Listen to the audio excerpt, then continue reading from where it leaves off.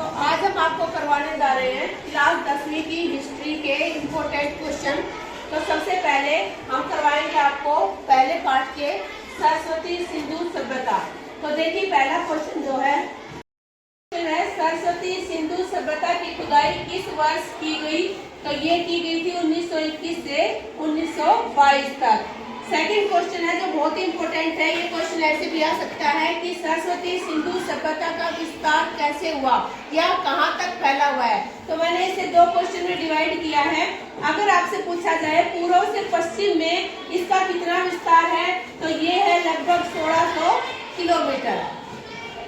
अगर पूछा जाए तो ये भी पूछा जा सकता है कि उत्तर से दक्षिण में सरस्वती सिंधु सभ्यता का विस्तार कितना है, तो ये है हमारा लगभग 1400 किलोमीटर। तो क्वेश्चन अगर एक पूछा जाए तो आपको ये दोनों क्वेश्चन मिलाने हैं कि जो है पूर्व से पश्चिम में वो 1600 किलोमीटर है और उत्तर से दक्षिण में ये 1400 किलोमीटर है। अगला जो क्वेश्चन है ये बहुत इंपॉर्टेंट है और पिछली बार भी पेपर में पूछा गया था कि सरस्वती सिंधु सभ्यता की नगर योजना की विशेषताएं बताइए। तो देखिए ये नगर नदी के किनारे बसे हुए हैं। देखिए कोई भी सभ्यता है वो नदियों के किनारे ही बसी थी, वही फलीभूत हुई थी। क्यों फलीभूत हुई थी? क्योंकि नदियों के किनारे पेड़ पौधे थे, वहाँ फल वगैरह मिल जाते थे, आसानी से पानी मिल जाता था। तो जितनी भी सभ्यताओं का विकास हुआ हमारे देश में या दूसरे देशों में, वो सभी जो है नदियों के आसपास ही बसी थी। जो वहाँ की सड़कें थी वो बहुत ही इम्पोर्टेंट थी, बहुत ही अहम रोल था उनका। उन्होंने जो है नगरों को 5 खंडों में बांटा हुआ था। यानी अगर हम बात करें किसी भी नगर की, तो इसके अंदर जो है ऐसे कोई भी नगर है वो 5 खंडों में बटा हुआ होता है। इनके अलग अलग नाम होते हैं जिनसे इनकी पहचान होती है। आगे क्या है कि नगरों में प्राय 2 टीले होते थे, हर नगर में 2 टीले होते थे। देखिए इस सभ्यता को खोजने वाले कौन थे? 1921 ईस्वी में दयाराम साहनी ने पंजाब प्रांत के अंदर हड़प्पा सभ्यता की खोज की और 1922 ईस्वी में राखलदास बनर्जी ने सिंध प्रांत में मोहनजोदड़ो नामक स्थल की खोज की। इसमें जो महत्वपूर्ण कलाकृति मिली थी वो किसकी मिली थी? एक तो 19 सेंटीमीटर लंबी खंडित पुरुष की मूर्ति मिली थी और धातु की बनी हुई नर्तकी की मूर्ति मिली थी। इस सभ्यता में जो आभूषण डाले जाते थे वो अमीर वर्ग जो है सोने चांदी अर्धकीमती पत्थर और हाथी दांत के आभूषण पहनते थे, जबकि गरीब वर्ग पक्की मिट्टी हड्डी और पत्थर के आभूषण पहनते थे। इस सभ्यता का जो क्षेत्रफल था वो था 2,15,000 और इस सभ्यता को हड़प्पा सभ्यता भी कहा जाता था। इसमें मोहनजोदड़ो का अर्थ था मृतकों का टीला और कालीबंगा का अर्थ था काले रंग की चूड़ियां। आगे है सरस्वती सिंधु सभ्यता की जो नगर योजना है उसकी क्या क्या विशेषताएं हैं। तो सबसे पहले जो हमने क्वेश्चन करवाया वो भी इसी की देन था, लेकिन कई बार स्पेशली पूछ लिया जाता है कि नगर योजना की विशेषताएं बताइए। तो इसमें देखिए सरस्वती सिंधु सभ्यता की जो नगर योजना है उसकी विशेषता इस प्रकार से है कि नगरों में 2 टीले होते हैं। जो पहला टीला है वो पूर्व दिशा में होता है और इसमें क्या है आवासीय क्षेत्र होते हैं, यानी रहने के स्थान होते हैं। इन टीलों में आम नागरिक, शिल्पकार, श्रमिक आदि रहते हैं। दूसरे होते हैं वो है पश्चिमी दिशा के टीले, इनमें दुर्ग शामिल है और दुर्गों में क्या होता है जितने भी प्रशासनिक कार्य होते हैं, जितने उनके ऑफिस होते हैं या भंडार होते हैं वो सभी इसी के अंदर शामिल होते हैं, जैसे कि प्रशासनिक, जैसे सार्वजनिक भवन और अन्नागार। ठीक है। इसके बाद आती है सड़कें कि नगरों के अंदर सड़कें कैसी थी। तो जो मुख्य सड़कें थी वो 9.15 मीटर थी और जो गलियां थी वो कैसी थी? 3 मीटर चौड़ी होती थी।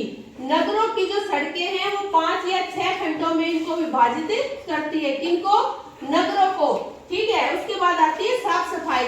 साफ सफाई के लिए इन सड़कों के ऊपर कूड़ेदान रखे हुए होते थे ताकि सफाई का विशेष ध्यान रखा जा सके। उसके बाद आती नालियां। सड़क किनारों पर पक्की नालियां होती थी जिन्हें ऊपर से ढका जाता था। क्यों? ताकि गंदगी ना फैले। इसके बाद आते हैं संपन्न घर जो थे उन घरों के अंदर ही कुएं, स्नान घर, आंगन, रसोई घर और शौचालय आदि होते थे। इसके बाद हम पढ़ेंगे सरस्वती सिंधु सभ्यता के पतन के कारण कि ऐसे क्या कारण रहे कि जो ये सभ्यता इतनी फलीभूत थी और ये समाप्त हो गई। इससे आगे हम पढ़ रहे हैं इसके बारे में कि जब बस्ती का आकार बढ़ जाता है, ठीक है, मतलब आकार जो है, देखिए क्या होता है कि बस्ती तो उतनी ही रहती है लेकिन जनसंख्या ज्यादा हो जाती है। उससे क्या होती है कि उनको ना तो काम मिल पाता है और ना ही उनका कुछ भविष्य आगे बन पाता है। तो उससे क्या होती है कि प्रशासनिक जो शिथिलता है वो आ जाती है। जितनी ज्यादा जनसंख्या होगी उतनी जो है स्वच्छता जो है उसमें कमी आ जाएगी। ठीक है, अगला पॉइंट क्या है, जलवायु परिवर्तन। एक उस समय क्या हुआ कि वर्षा कम होने लगी और वर्षा के कम होने के कारण क्या हुआ कि जो नदी थी उसका पानी सूखने लगा। उसकी वजह से जो है सभ्यता का पतन होना आरंभ हो गया। इसके बाद क्या है कि बाढ़ के भी जो है हमें आसार वहां पर मिलते हैं। कहाँ मिलते हैं कि जब इन सभ्यताओं का उत्खनन हुआ यानी इनकी खोज हुई तो हमें वहां कुछ प्रमाण मिले इसके बाढ़ के, और इस बाढ़ से भी सभ्यता का पतन होने का कारण बताया जा रहा है। विदेशी व्यापार में रुकावट एक जो है इस सभ्यता के पतन का मुख्य कारण ये भी बताया जा रहा है कि उस समय जो विदेशी व्यापार होता था दूसरी सभ्यताओं के साथ, दूसरे देशों के साथ, उसमें रुकावट आनी शुरू हो गई थी और रुकावट के कारण जो बहुमूल्य वस्तुएं थी उनकी कमी हो गई और जो घरेलू वस्तु लोग बनाते थे अपने घरों में उन उत्पादन से ही जीवन स्तर चलने लगा और इससे व्यक्तियों के जीवन स्तर में क्या आई, गिरावट आ गई और ये भी जो है एक बहुत बड़े पतन का कारण बताया जाता है। उसके बाद आती है हमारी सभ्यता के लिए जो खुदाई की गई, उत्खनन किया गया तो उसमें मिले मानव कंकाल, और ये मानव कंकाल जो है इनसे पता लगा कि उनकी जो मृत्यु हुई थी वो मलेरिया के कारण हुई थी। सरस्वती सिंधु सभ्यता को आर्थिक रूप से संपन्न सभ्यता क्यों कहा जाता है, बहुत इंपोर्टेंट है क्योंकि पास ऐसा क्या था कि इस सभ्यता को आर्थिक रूप से मजबूत सभ्यता माना जाता है। इसमें देखिए सबसे पहले बात आती है कृषि की। उस समय जो मुख्य व्यवसाय था लोगों का वो थी कृषि, ठीक है, और यहाँ मुख्य रूप से जो फसलें बोई जाती थी उनमें आती है गेहूं, जौ, चावल, मूंग, मटर, मसूर, सरसों आदि, ठीक है। उसके बाद क्या था कि यहाँ पर ये जो फसलें उगती थी वो अच्छी क्यों उगती थी, क्योंकि यहाँ विशिष्ट तकनीकों का प्रयोग करके कृषि की जाती थी। विशिष्ट तकनीक क्या थी, एक तो सिंचाई व्यवस्था उत्तम तरीके की थी, कृषि करने के लिए जो उपकरण थे वो भी उच्च तकनीक के थे, फसल बोने की जो तकनीक थी, विभिन्न विधियां थी वो अलग अलग तरीके का उपयोग करके बहुत ही अच्छी फसलें बोई जाती थी। आगे है इस सभ्यता के जानवर यानी पशु। इस सभ्यता में बैल, गाय, भैंस, बकरी और कुत्ते जो है प्रमुख रूप से पाले जाते थे और उनका प्रयोग जो है दूध, मांस, खाद, ऊन आदि के लिए किया जाता था। उसके बाद आता है इस सभ्यता में आयात निर्यात कैसे होता था। देखिए इस सभ्यता में जो है वस्तुओं का आयात भी होता था और निर्यात भी होता था, और जो ये आयात निर्यात है ये दोनों मार्गों से होता था, सतल मार्ग से भी और समुद्री मार्ग से भी। पढ़ते हैं हम सरस्वती सिंधु सभ्यता के व्यापारिक केंद्र कौन कौन से हैं। तो देखिए हड़प्पा, मोहनजोदड़ो, लोथल, कालीबंगा और चांगुदड़ो, इनके जो है मैप भी आ सकता है और वैसे भी पूछे जा सकते हैं कि व्यापारिक केंद्र कौन कौन से हैं। इसके आगे है सरस्वती सिंधु सभ्यता के लोगों के धार्मिक जीवन का वर्णन करें, यानी ये लोग किस धर्म को मानते थे, क्या पूजते थे उसके बारे में। तो इस सभ्यता के जो लोग थे वो मातृ शक्ति को बहुत मानते थे, यानी माता को ज्यादा मानते थे। साथ ही वो पशुपति जो शिव है उनकी पूजा करते थे, शिवलिंग की पूजा करते थे, बैल, सांप, पीपल आदि की पूजा करते थे, यानी कि ये मातृ शक्ति को भी मानते थे, पेड़ पौधों को भी मानते थे। इस सभ्यता में जो अंतिम संस्कार है वो 3 विधियों द्वारा होता था। सबसे पहली विधि है पूर्ण समाधिकरण, यानी पूरा व्यक्ति कोई समाधि ले ले उसको बोलते थे।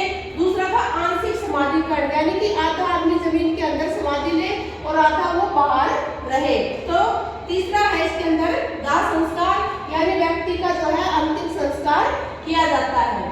आगे क्या है, समाधि क्षेत्र नगरों से बाहर रखे जाते थे। जो लोगों की समाधियां थी या वो फिर समाधि स्वयं से लेते थे वो नगरों से बाहर रहते थे, और शवों का जो सिर था वो उत्तर की ओर होता था और पैर जो है वो दक्षिण की तरफ होते थे।